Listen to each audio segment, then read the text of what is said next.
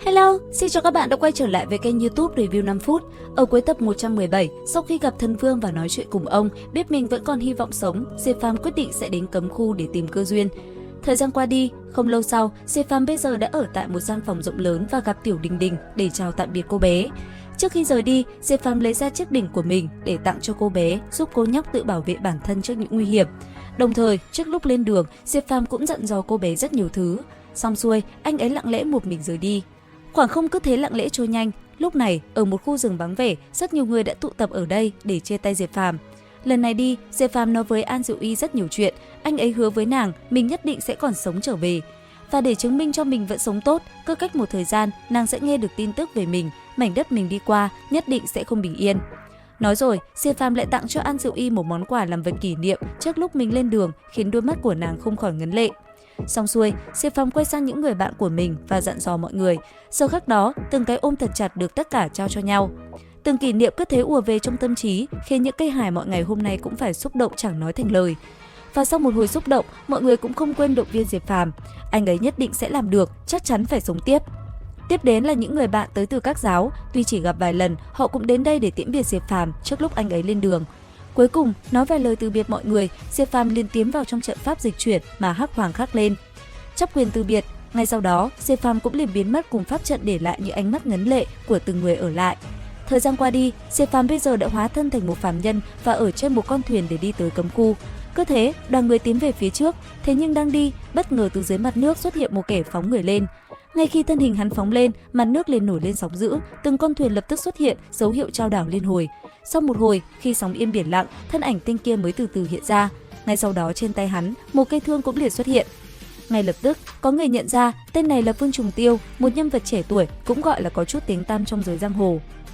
Đứng giữa không trung, thanh âm hắn vang lên nói: "Diệp Tuệ Linh, người còn chưa đi sao? Trận chiến giữa chúng ta không nên kéo dài quá lâu." Nghe vậy, một nữ nhân cũng liền xuất hiện, lập tức cùng tên kia võ mồm quyết liệt. Sau một hồi, hai bên liền động thủ. Trên tay Diệp Tuệ Linh xuất hiện một cây sáo, khi nàng bắt đầu thổi, quanh người nàng lập tức xuất hiện từng cái ô. Ngay sau đó, theo tiếng sáo vang xa, những chiếc ô mang theo lôi điện kia cũng lập tức bay về phía đối thủ mà công kích.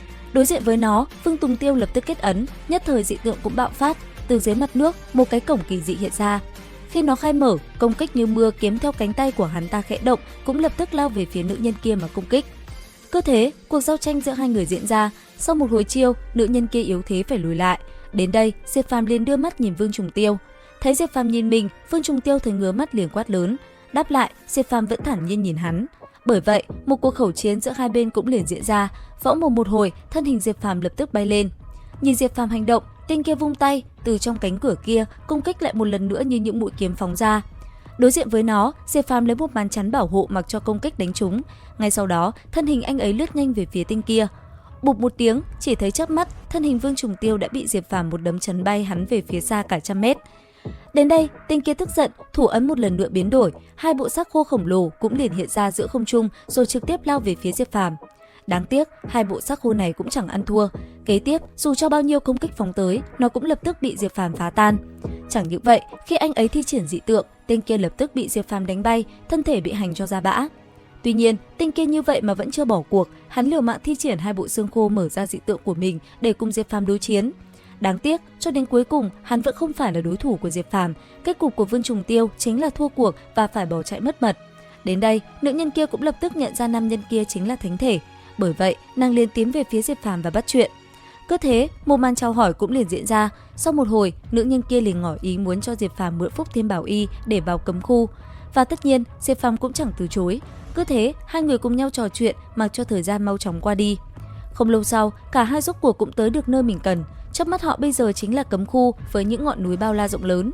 Đến đây thì hết tập 118 Giả Thiên. Theo dõi kênh YouTube Review 5 phút để biết thêm chi tiết trong tập tiếp theo các bạn nhé.